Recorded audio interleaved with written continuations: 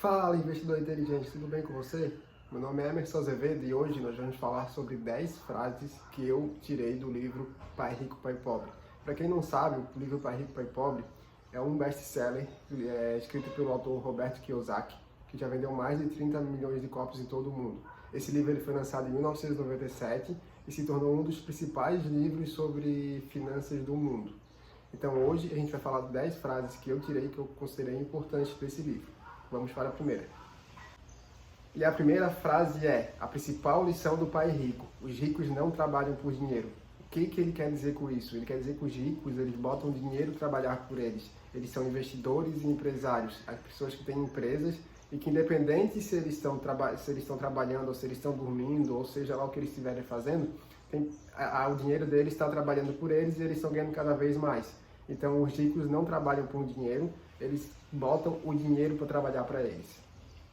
A segunda frase, que também vem um pouco nessa linha, é a seguinte: a principal razão pela qual as pessoas têm problemas financeiros é que passaram anos na escola, mas não aprenderam sobre o dinheiro. O resultado é que elas aprendem a trabalhar por dinheiro, mas nunca a fazê-lo trabalhar por eles. Segue a mesma linha da frase anterior, só que aqui o autor joga um pouco dessa culpa para as escolas, ou seja, as pessoas aprendem a virarem bons trabalhadores, bons autônomos, mas não aprendem na escola a virarem empreendedores e investidores. O autor, durante o livro, ele divide as pessoas em relação ao seu trabalho em 4 quadrantes.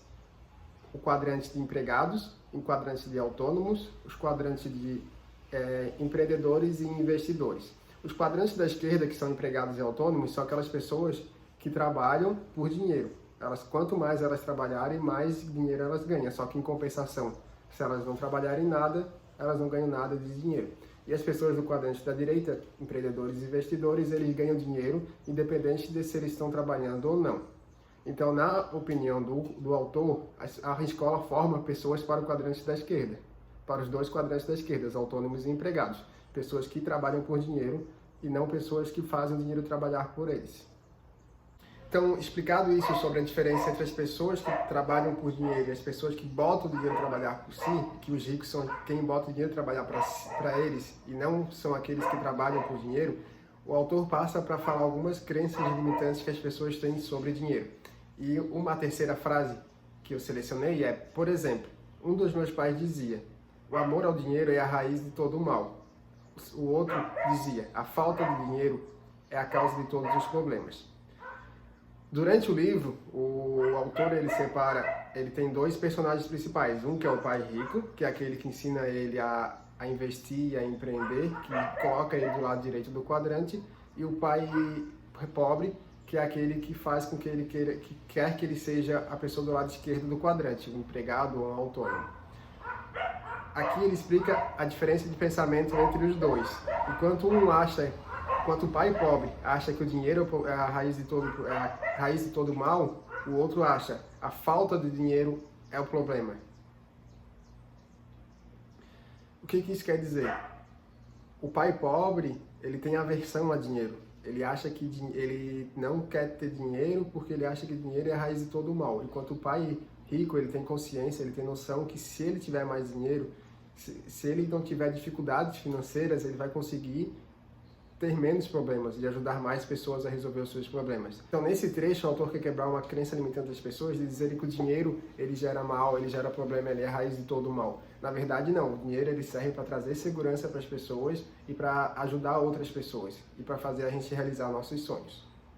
A quarta frase, que também segue nessa linha de crenças limitantes, é a seguinte: queria, na verdade, vencer, mas o medo de perder foi maior que o prazer da vitória.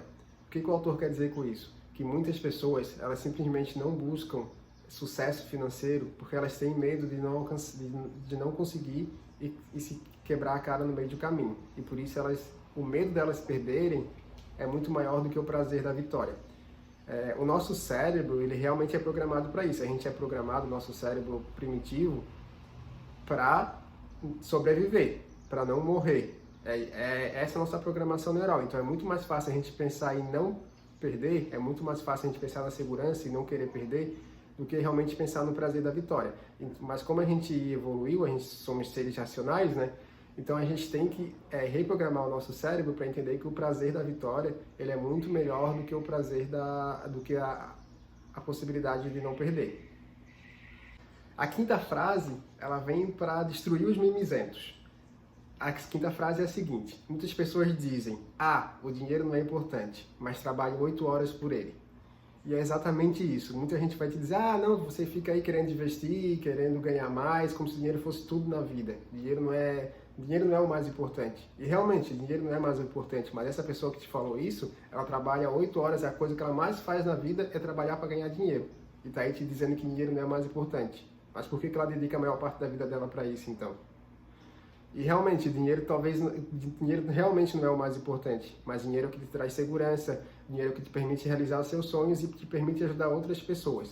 Então não escute essas pessoas que ficam falando que dinheiro não é o mais importante, porque elas estão lá trocando o tempo delas por dinheiro e a parte que é o que elas mais fazem na vida, que é trabalhar. Então vamos ignorar os mimizentos. A sexta frase que a gente vai ver é: você precisa entender a diferença entre um ativo e um passivo e comprar ativos. Qual que é essa diferença? Ativo é tudo aquilo que te gera uma renda passiva. Quando você compra uma casa para alugar, o aluguel é a renda passiva. Então aquela casa que você comprou é um ativo. Em compensação, se você compra uma casa para morar, essa casa ela vai te gerar mais despesas. Ela vai gerar despesas de aluguel, despesa de IPTU, de água, energia elétrica. Então essa casa é um passivo, porque ela está te gerando despesa. Mesma coisa, quando você investe na Bolsa de Valores, aquele investimento ele vai te gerar renda passiva através de dividendos e a própria remuneração da ação. Então, aquele investimento, ele é um ativo. Quando você compra um carro, você está comprando o carro, você vai pagar seguro, vai pagar gasolina, então você está tendo mais despesas, isso é um passivo. Não tem problema você comprar passivos, desde que você tenha mais ativos. O problema, assim, a gente vê muita gente que ganha 20, 30 mil reais por mês e se enche de passivos. Essas pessoas elas não são ricas, porque elas não têm ativos, elas só têm passivos. E quanto mais passivos elas têm, sem ter ativos, elas precisam trabalhar cada vez mais e cada vez mais elas pertencem ao quadrante da esquerda. E nunca vão se enquadrar no quadrante da direita porque elas sempre compram mais passivos. As pessoas do quadrante da direita têm muito mais ativos do que passivos. A sétima frase, ela fala o seguinte: quando se fala de dinheiro, a habilidade que a maioria das pessoas conhece é trabalhar mais. O que essas pessoas são? Do quadrante da esquerda. Ou seja, elas só sabem trabalhar mais, trocar mais tempo por dinheiro e cada vez elas trabalham mais e trocam mais tempo por dinheiro e nunca tem tempo para enriquecer de verdade. Então, se você quer enriquecer de verdade, você precisa usar um pouco do seu tempo para aprender a investir e aprender a se tornar uma pessoa do quadrante da direita. Porque essas pessoas é que prosperam financeiramente.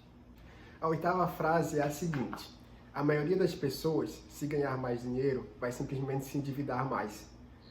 Ou seja, essas pessoas elas só sabem comprar passivos, elas não compram ativos. Então, se elas ganharem aumento salarial, se elas ganharem qualquer dinheiro a mais, elas simplesmente vão comprar mais passivo, trocar por um carro melhor, vão comprar uma casa melhor e nunca vão investir em ativos, aquilo que realmente gera renda passiva. Não tem problema nenhum de você ter uma casa boa, ter um carro bom, desde que você tenha ativos para gerarem renda passiva para você pagar as despesas extras dessa casa, desse carro novo. Então, o lado do ativo sempre tem que ser maior do que o lado dos passivos. Você sempre tem que ter mais ativos do que passivos se você quiser ser uma pessoa próspera financeiramente. A nona frase, ela segue a mesma linha de raciocínio e ela é a seguinte: a riqueza é a capacidade das pessoas sobreviverem pelos dias que virão. Ou, se eu parar de trabalhar hoje, por quanto tempo conseguirei sobreviver? Ou seja, então, na opinião do autor, o que é a riqueza? É ter ativos suficientes para gerar renda passiva, para você conseguir sobreviver o máximo de tempo possível sem trabalhar. Então, quando você alcança a sua liberdade financeira, o que é liberdade financeira? É quando você tem ativos que geram renda passiva maior do que os seus gastos. Então, você não precisa mais trabalhar, você tem ativos que vão te gerar renda passiva e vai cobrir todo o seu gasto. Você só trabalha se você quiser. Então, isso é a riqueza.